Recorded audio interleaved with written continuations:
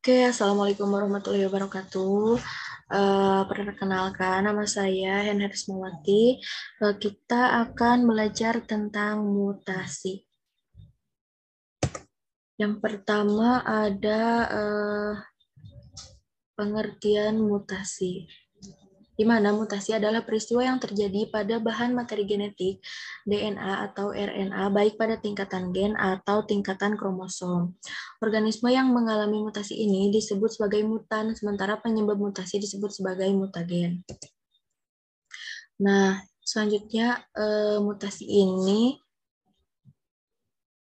terdiri dari beberapa jenis. Nah, yang pertama ada mutasi tingkat gen, yang kedua ada mutasi tingkat kromosom. Yang pertama ada mutasi tingkat gen atau disebut juga sebagai mutasi titik, yaitu perubahan materi genetik pada gen. Nah, mutasi gen ini dapat terjadi akibat perubahan jumlah basa nitrogen, perubahan jenis basa nitrogen, serta perubahan letak urutan basa nitrogen pada rantai nukleotida. Yang pertama ada mutasi akibat perubahan jumlah basa nitrogen atau mutasi pergeseran kerangka. Nah, yang disebabkan oleh yang pertama ada duplikasi atau penggandaan. Adanya bagian basa nitrogen yang diulang pada rantai nukleotida. Nah, bisa dilihat pada gambar terjadi duplikasi pada rantai BC sehingga menjadi ABC, BC, DEF, GH. Nah, selanjutnya ada adisi atau penambahan, yaitu adanya penambahan basa nitrogen pada ujung atau pangkal rantai nukleotida. Bisa dilihat ya gambarnya. Ada penambahan dari awal dan di ujung. Nah, selanjutnya ada insersi atau penyisipan. Adanya penyisipan basa nitrogen pada tengah rantai nukleotida. Nah, terjadi penyisipan pada rantai kedua dan rantai kelima. Selanjutnya ada delesi atau pengurangan. Nah, adanya pengurangan basa nitrogen pada rantai nukleotida. Nah, bisa dilihat pada gambar kedua, pada rantai yang D-nya itu tidak ada. Nah, selanjutnya ada mutasi akibat perubahan jenis basa nitrogen atau pergeseran tautomerik yang disebabkan oleh yang pertama ada transisi, yaitu penggantian suatu pasangan basa nitrogen dengan basa nitrogen lainnya yang masih sama sejenis. Nah, contohnya dalam pirimidin, timin diganti dengan sitosin. Yang kedua ada transversi, di mana penggantian suatu pasangan basa nitrogen dengan pasangan basa nitrogen lainnya yang tidak sejenis. Nah, bedanya di sini, kalau yang transisi tadi diganti dengan basa nitrogen yang sejenis, sedangkan yang transversi ini dengan basa nitrogen yang tidak sejenis. Nah, contohnya yaitu timin diganti dengan purin adenin. Selanjutnya ada mutasi akibat perubahan letak urutan basa nitrogen atau transposisi. Perubahan letak basa nitrogen pada suatu rantai nukleotida. Nah, contohnya bisa dilihat dalam gambar. Nah, ada transisi, kemudian ada transversi. Terjadi transisi pada nukleotida kedua dan keempat. Kemudian terjadi transversi pada nukleotida ketiga dan keenam.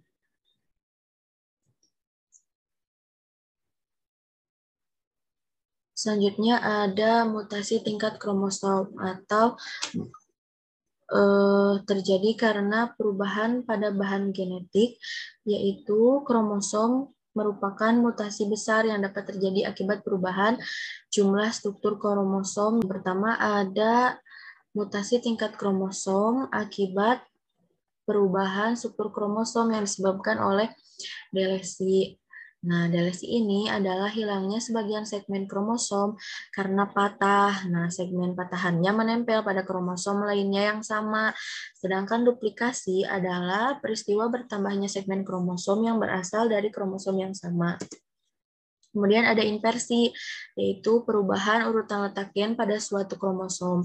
Hal ini karena terjadi patahan di dua di dua tempat yang diikuti penyisipan kembali kromosom dengan urutan yang terbalik. Nah, kemudian ada translokasi, di mana translokasi adalah peristiwa patahnya kromosom, kemudian segmen patahannya menempel pada kromosom yang tidak homolog. Nah, yang terakhir ada katensi, yaitu dua kromosom non-homolog membelah menjadi 4 kromosom, kemudian pada ujung-ujungnya itu, ujung-ujung yang membelah tadi saling bertemu sehingga membentuk lingkaran. Nah, ini gambarnya. Nah, yang pertama ada delesi.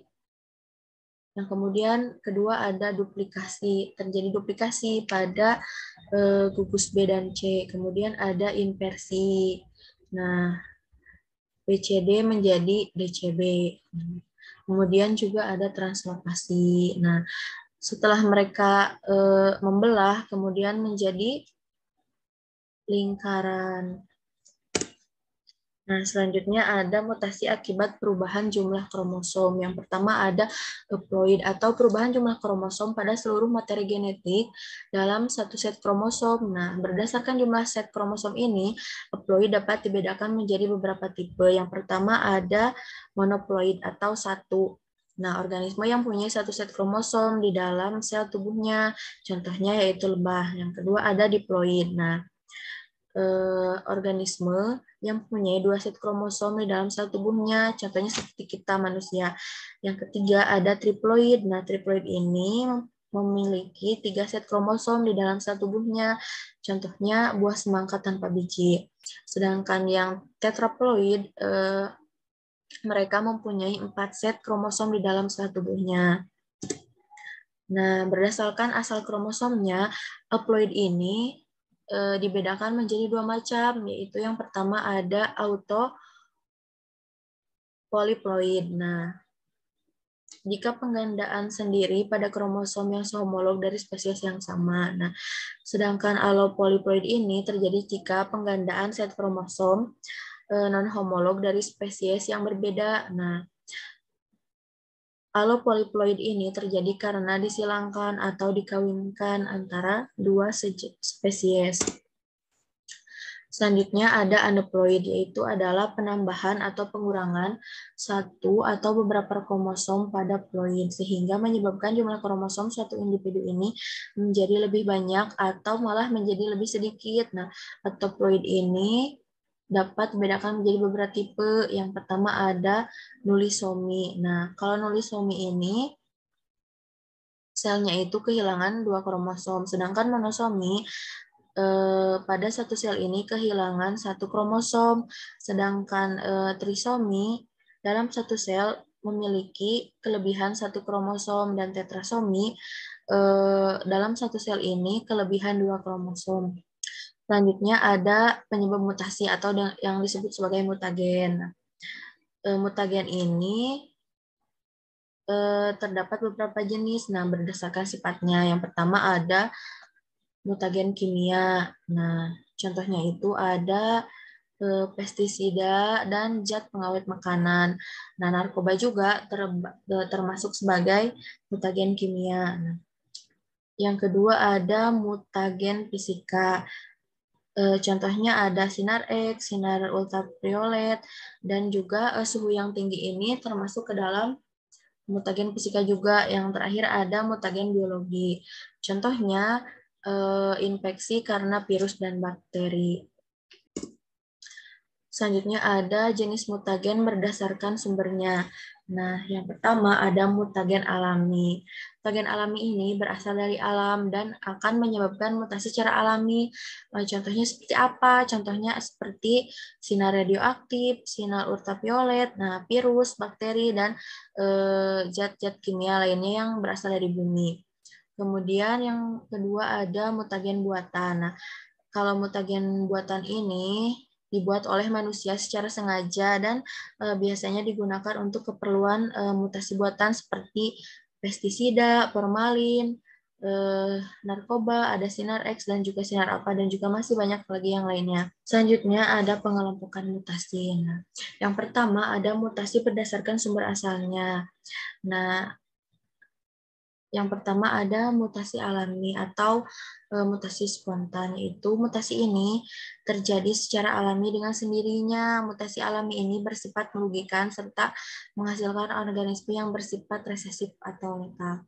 Kemudian ada yang disebut sebagai mutasi buatan. Ya, mutasi buatan ini disebabkan oleh manusia. Biasanya mutasi ini dilakukan untuk meningkatkan kualitas hidup jika dilakukan dengan benar. Ya, contohnya ada mutasi buatan yaitu pemakaian bahan radioaktif untuk diagnosis terapi suatu penyakit di bidang kesehatan. Juga digunakan sebagai penghancuran sel kanker dengan kemoterapi dan penyinaran. Kemudian ada penggunaan zat adiktif dan pengawet makanan kimiawi.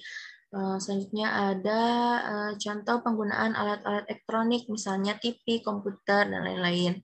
Kemudian ada penggunaan nuklir untuk penelitian atau sebagai sterilisasi alat-alat kesehatan dan pembangkit tenaga listrik. Nah, kemudian merokok dan pemakaian narkotika yang berakibat mengganggu kesehatan tubuh ini adalah contoh yang tidak baik.